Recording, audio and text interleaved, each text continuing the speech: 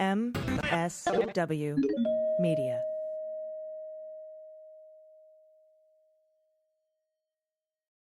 Thanks to Ramp for supporting the Daily Beans. Ramp is a corporate card and financial software suite designed to help you save time and put money back in your pocket. Right now, get $250 when you join Ramp. Just go to ramp.com/beans. News with swearing. Daily Beans, Daily Beans. Daily Beans, Daily Beans. Hello and welcome to the Daily Beans for Friday, July 22nd, 2022. Today, the investigation into the missing Secret Service texts has been elevated to a criminal investigation. Former Trump aide Garrett Ziegler goes on a sexist, racist rant after his deposition with the 1-6 committee. Top Trump lawyers were briefed on the granular details of the fraudulent elector scheme as early as December 13th, 2020. And the Bannon trial wraps up with no witnesses called by the defense, so no medievalness, I guess. I'm Allison Gill. And I'm Dana Goldberg.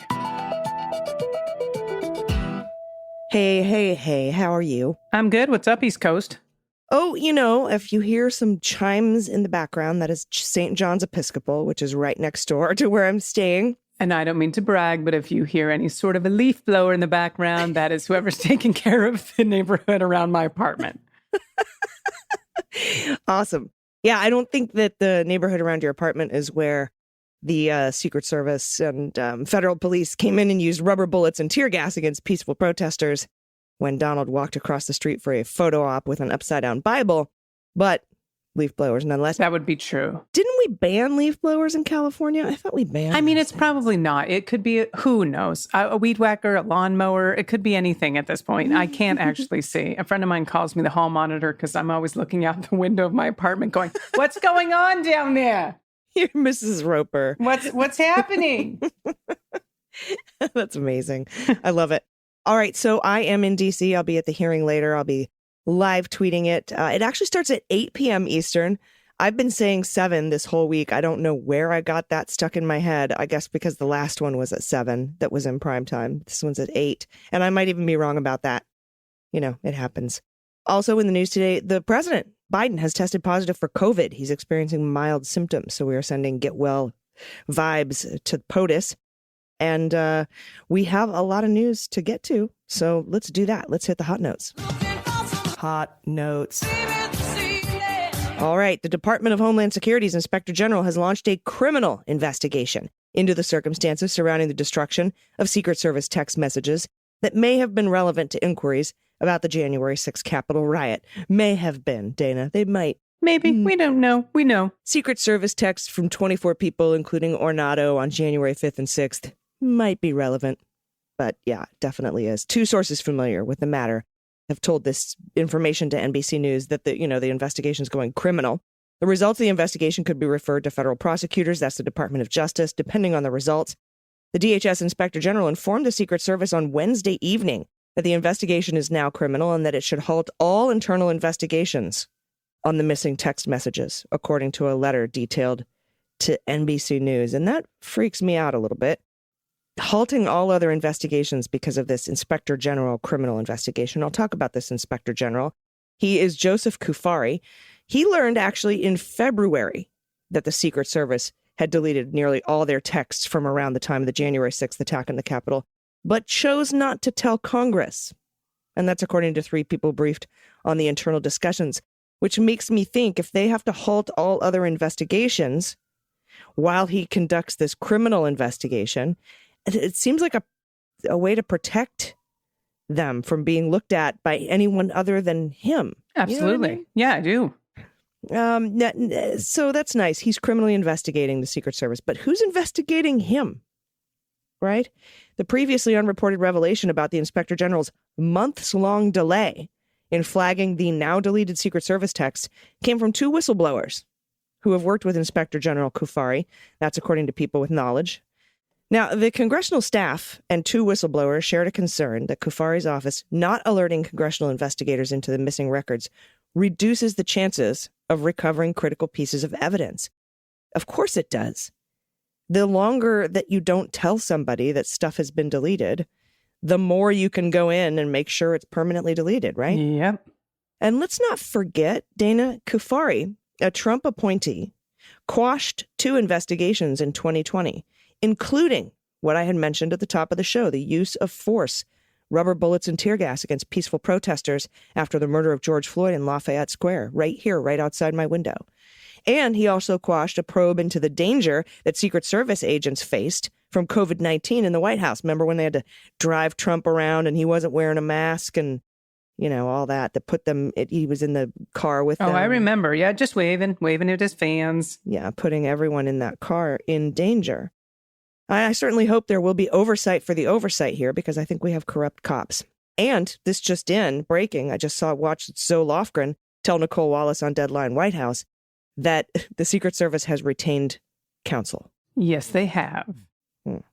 Usually people that are, we'll see what happens there. That story is just frustrating as shit. I guess it depends on whether they retained counsel before they knew there was a criminal probe or after. I guess it matters. Because if they open a criminal investigation, you just retain counsel. That's just what you do. But of course, if they had done that previously to this, it'd be interesting to find out when they did that. It absolutely would. And more sketchy fuckers. A former Trump White House aide who met with January 6th committee earlier this week went on a profane and sexist rant on a live stream after his testimony, where he railed against the lawmakers and attacked other witnesses. And that's according to audio that was posted on his Telegram. He put it up there himself.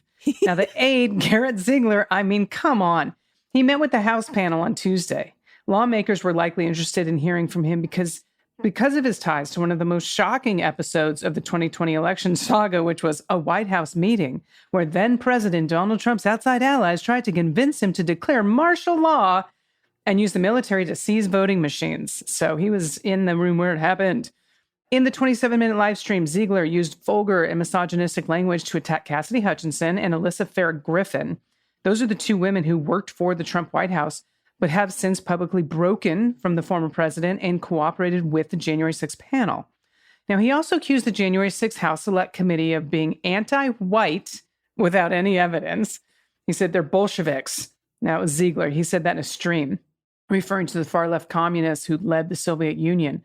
Went on to say, so they probably do hate the American founders and most white people in general. This is a Bolshevistic anti-white campaign, and if you can't see that, your eyes are freaking closed. And so they see me as a young Christian who they can try to basically scare, right? Wow, that's all nuts. The live stream is audio only, thank God, but the voice on the recording matches past videos of Ziegler. So we know it's him. CNN has reached out to the January 6th committee and Ziegler's attorney seeking comment.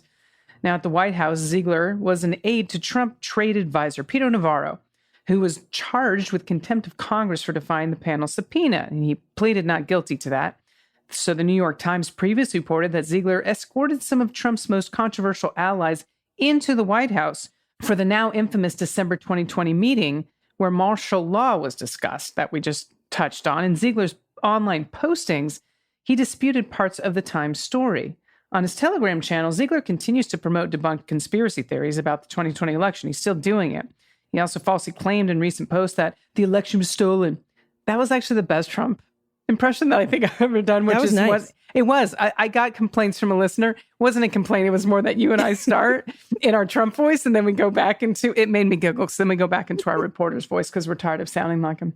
Anyway, the election was stolen, and that the January 6th attack on the U.S. Capitol was one of the greatest orchestrated false flags in history. Yeah. So he's in with conspiracists, I'm sure. My friend Elizabeth enjoyed the shout out just now. I'm glad she listens to the podcast. Yeah, and I was actually like, oh, maybe this is the guy, he's going in to testify. Maybe this is the guy that, Trump called. And when we heard that news that Trump called a witness after Cassidy Hutchinson's testimony, nope, probably not this guy. Probably not him. Yeah, my phone ringing. Yep, not ringing. Yeah, he seems to be a very loyal Trump loyalist. And Dana, as Trump struggled to remain in power in late 2020, an anchor for a far-right TV network briefed a group of Trump's lawyers in detail on a plot to mobilize so-called alternate pro-Trump electors. We call them fraudulent here on Earth One. And that's according to an email reviewed by Politico. This is Betsy Woodruff Swan reporting. On December 13th, The day before electors gather to cast their state's presidential votes as required by law. Remember when people wanted to like spend the night in the Capitol and hide so that they could be in the Capitol?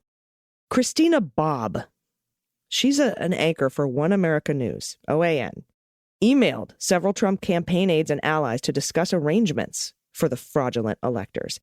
Teeing up those pro-Trump electors to represent states that Biden won was a linchpin of Trump's efforts to challenge his laws. Politico reviewed the email, which has not been previously reported. They did not publish the email here, so we can't look at it ourselves. But it sheds light on how people in and close to the Trump campaign worked to contest the election, as well as the detailed planning that went into promoting alternate electors in states Biden carried. And by alternate, we mean illegal. Bob's email indicates that a Trump campaign official spoke with teams around the country focused on the effort, then reported to her on those talks. She then sent his update to multiple lawyers working for and with Trump, including Rudy Giuliani, Boris Epshteyn, Jenna Ellis, get this, Joe DeGeneva, and Victoria Toensing. They've been on my fucking fantasy indictment league forever. Okay, Joe DeGeneva and Victoria Toensing were lawyers for Fraud Guarantee with Rudy and Lev and Igor, right? Old school criminals. Yeah, and Victoria Toensing had her phone seized the same day back in April 2021 that Rudy's 18 devices were seized. And that was in response to some shit that went on in, Ukraine with the, Hunter Biden. Yep.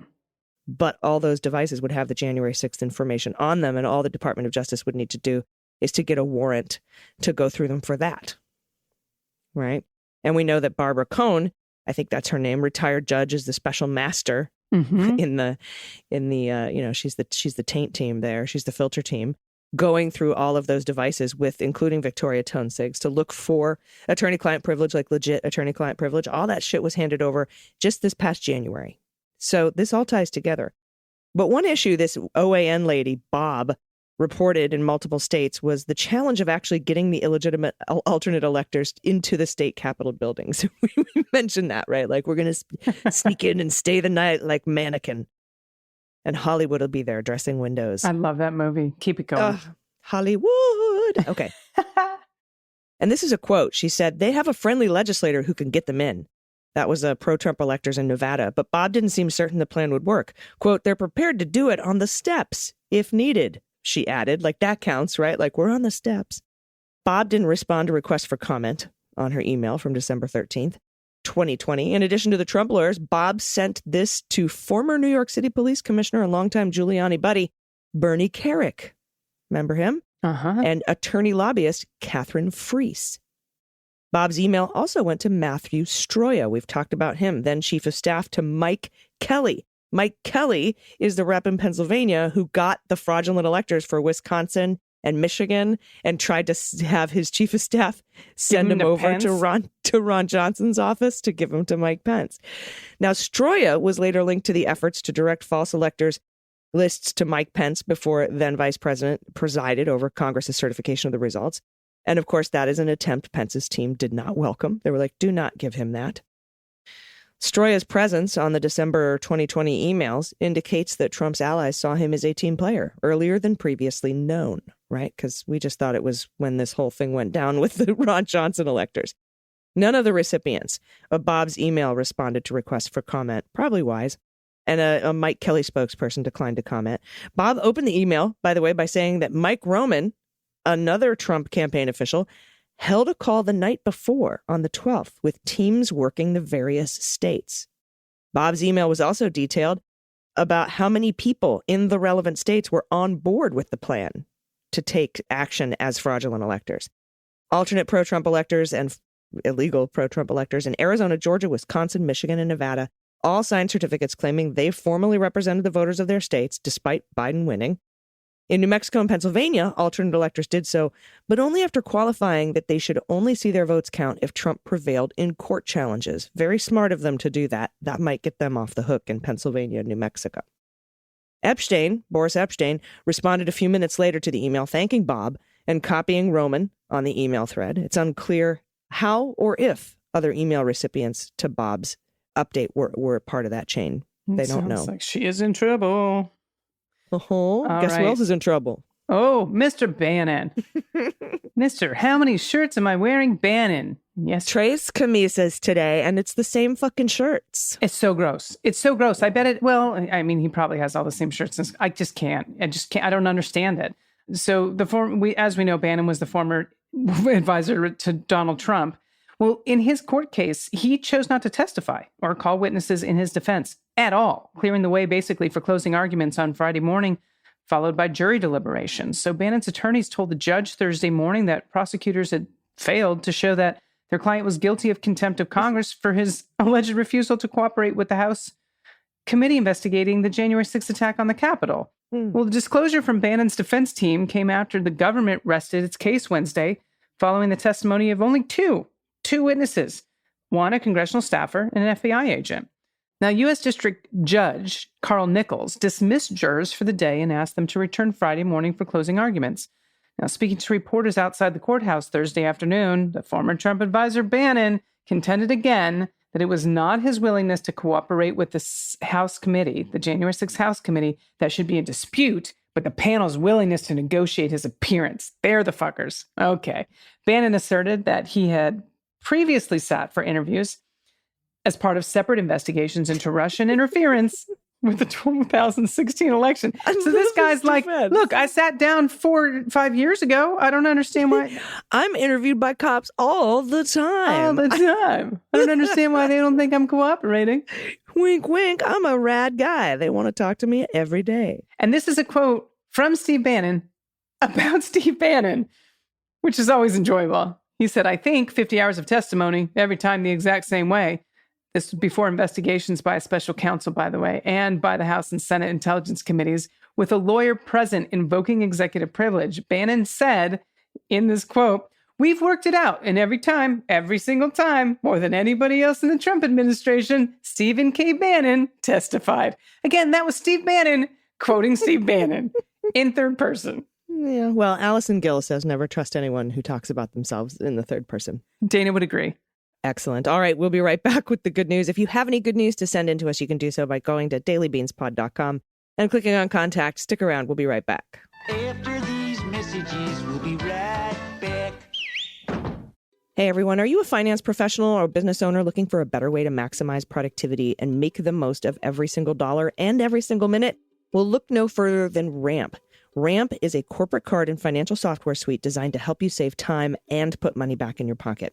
Ramp gives finance teams unprecedented control and insight into what companies spend. And looking at your spending, kind of like logging your food, is the key, right? That is the answer. And with Ramp, you're able to create budgets, issue cards to every employee with very specific limits and restrictions if you want. You can say, like, don't spend, like, block out certain businesses or certain kinds of businesses. It's really amazing. It automates your expense reporting so you can stop wasting time at the end of every month. It's so fast. Ramp's accounting software automatically collects receipts and categorizes your expenses in real time, so you don't have to mess with that. And the time that you save each month on employee expenses will allow you to close your books in days, not weeks. And Ramp also saves you money. Businesses that use Ramp save an average of 3.3% the first year, and I can confirm that. Ramp is easy to use, too. You can get started, issue virtual and physical cards, then start making payments in less than 15 minutes, whether you have 5 employees or 5,000. It's so simple. And right now you get $250 when you join Ramp. Just go to ramp.com/beans. That's ramp.com/beans. Again, ramp.com/beans. And as you know, I used to have trouble sleeping, and that's sad because sleeping is my favorite. But then I got a custom mattress from Helix, and all of my problems were solved.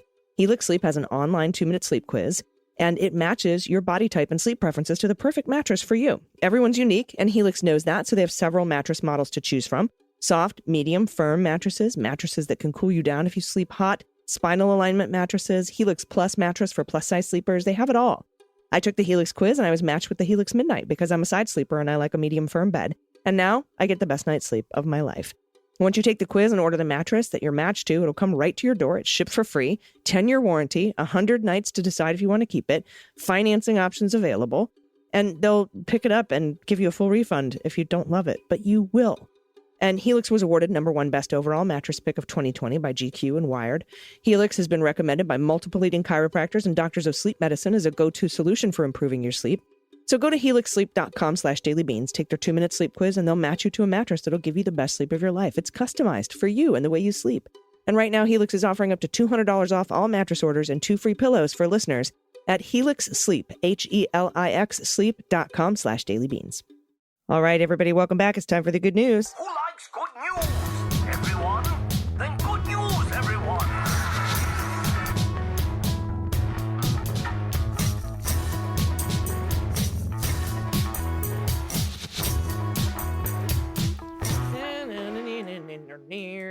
Good news, good news. And if you have any good news, confessions, corrections, what the mutt, whoopee stories, find the cat, anything you want to send us, especially pictures of pets and bebes, send it to us by going to dailybeanspod.com and clicking on contact.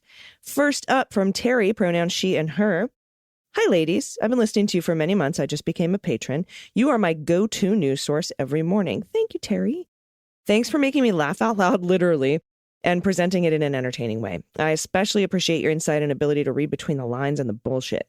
Although prior to 2016, I had no interest in politics. That's a lot of us, Terry.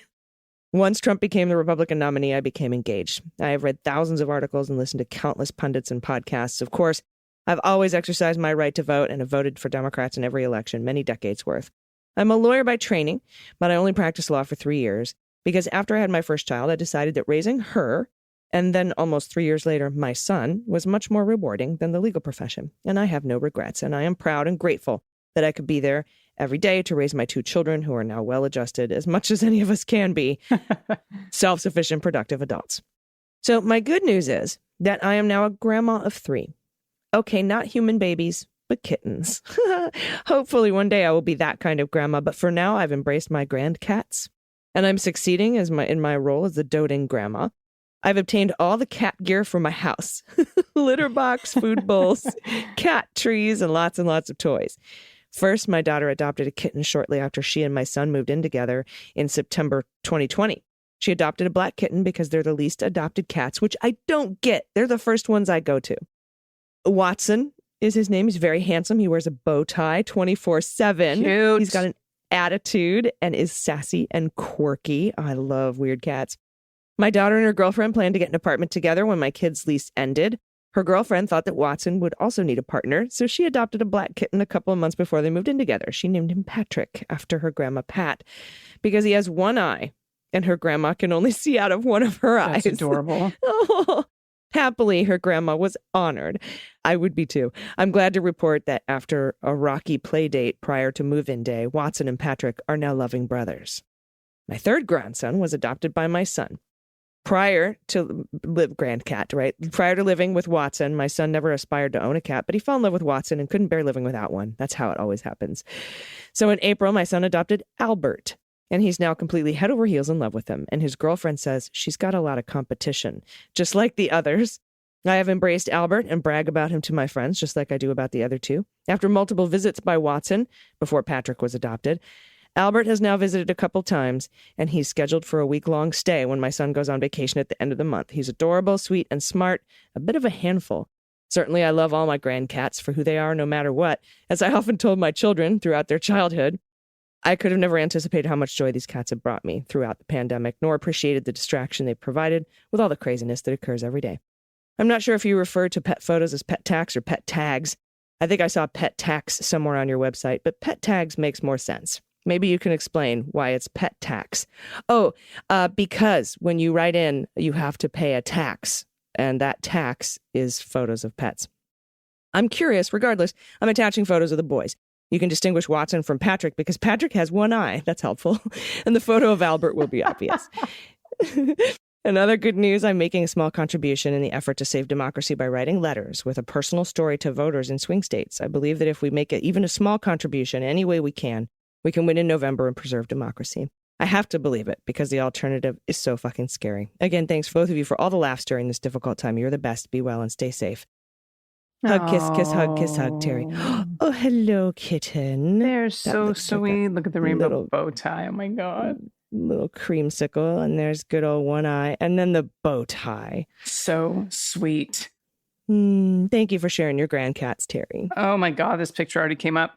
This is from Julie. No pronouns given. Thank you for giving me a daily recap of the news with swearing. These last 6 years have been brutal, but you give me hope and humor and drive to get me through the times. I love the good news section, hearing misheard lyrics. My husband has the best one, Elton John's Your Song. I hope you don't mind.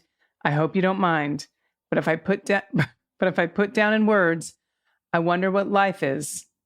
No, in your underwear. So that's going to sound like, I hope you don't mind. I hope you don't mind. If I put down in words, I wonder what life is in your underwear.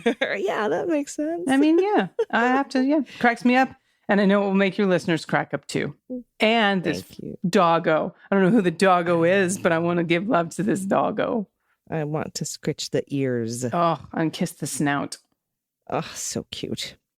Thank you for that. And if in fact that is your dog, you didn't mention it, but I'm assuming this is dog tax. Might be another one. We might read a submission later on that this photo belongs to. Oh, true. Could be. Who knows? Next up from pronouns she and her, anonymous. Thank you for all you do. I volunteer with the elderly in the UK, and I have a story about a lady I served, no longer with us, fiercely liberal and compassionate to her death at 96. Wow. Once I walked in, she asked me, what's up with all these trans athletes? My first thought was, oh, God. But she went on to say, how can we support them? Nice. About a year after the Brexit referendum, she asked me what I thought about it. I was always too honest with her, so I asked her if she knew what clusterfuck meant. She had not heard the word before. I normally mind my P's and Q's, and so I was dying with embarrassment, saying this word several times over. She wanted to be sure she had it right so she could repeat it to her grandchildren. She was an inspiration to all of us and a firm rebuke to the idea that one becomes more conservative with age. Yes. Apparently, she was shouting at Boris Johnson on the television 4 days before she died. I don't have pets, but our charity is located in a local park with some lovely carvings of dogs attached. That's in a park. That's amazing. Yeah. How great is that? That's beautiful. That took forever. It's large. Yeah. Oh, I love that. That's awesome. That's so cool. Thank you for that photo. And that's so awesome what you do working with the elderly, and what a little spark plug. I know, right? Good description. What's up with all these trans athletes? How can we support them? I know. Because the hair would have gone right up on my neck, and I'd have been like, oh, okay, let's get down to it. All right, this is from Jess, pronouns she and her. Hey there, Beans Queens.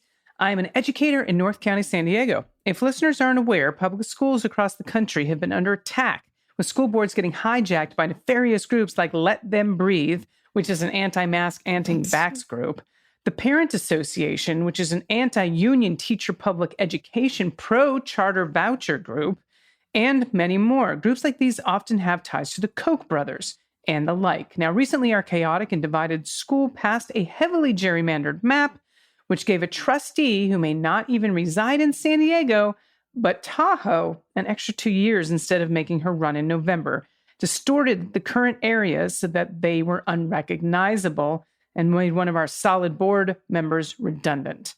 Luckily, the County Board of Education stepped in and created a fair and reasonable map that replaced this load of horse pucky the corrupt were trying to get through. So yay! Please keep an eye on who is running for local offices. It makes a massive difference, and many of these institutions are under attack.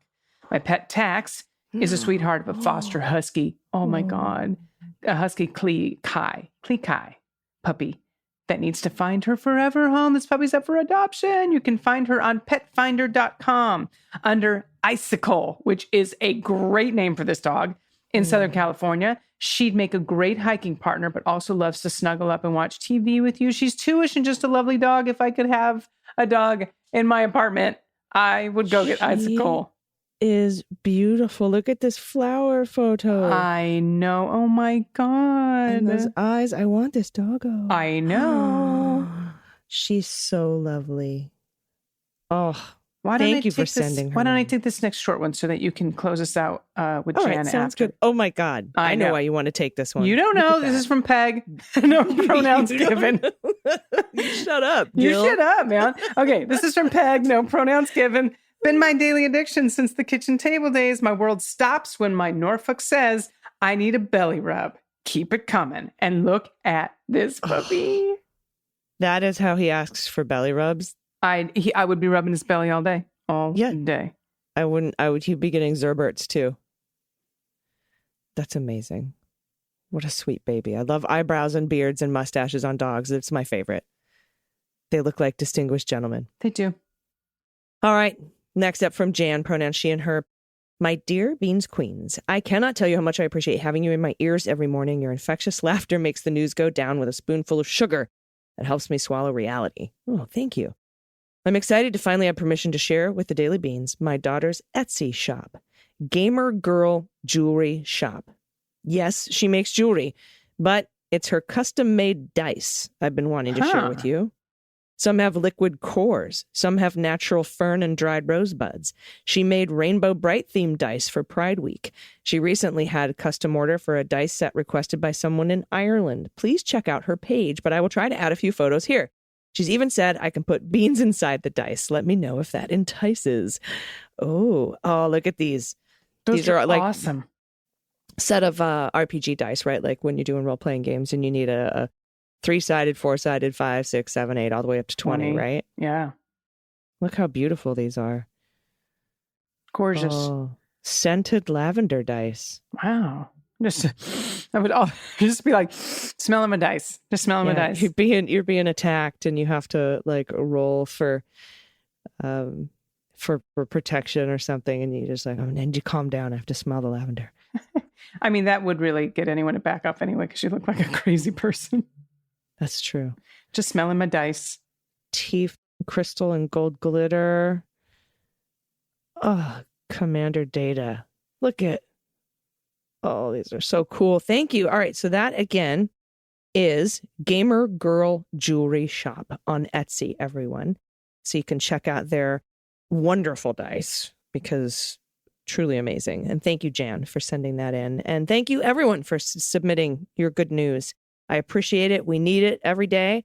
There will be an episode of Mueller, She Wrote this Sunday. There was a lot of Mueller news over the last couple of weeks, so I'm gonna put out one episode of Mueller, She Wrote this Sunday, and we'll see where it goes from there. But Dana, are you out next week? I am. So listeners, I promise AG has not fired me. No one has pushed me downstairs. I will be back August 8th. So it's a bit of a break. I'm going to be overseas. There's nothing I can do about the recording time or connectivity. But just know that I will miss you all as much as you will miss me. And I will be back in your ears the week of August 8th. So hold down the fort until then, please. I will hold down the fort. I will be here putting the news in your ears with swears. I'll have some special guests, surprise people dropping in to help me read the news you won't want to miss. And of course, I'll never leave people without content. I can't. It's just not in my bones. So thank you so much. And please travel safely, Dana. I will. Thank you. I love you very much, and I want you to be safe. I love you too. And everybody else, I will see you on Mueller, She Wrote on Sunday, and then the Beans on Monday morning. Until then, please take care of yourselves, take care of each other, take care of the planet, take care of your mental health, and vote blue over Q. I've been AG. And I've been DG. And them's the Beans. The Daily Beans is written and executive produced by Allison Gill, with additional research and reporting by Dana Goldberg and Aimee Carrero. Sound design and editing is by Desiree McFarlane, with art and web design by Joelle Reeder with Moxie Design Studios. Music for the Daily Beans is written and performed by They Might Be Giants, and the show is a proud member of the MSW Media Network, a collection of creator-owned podcasts dedicated to news, politics, and justice. For more information, please visit mswmedia.com. MSW Media.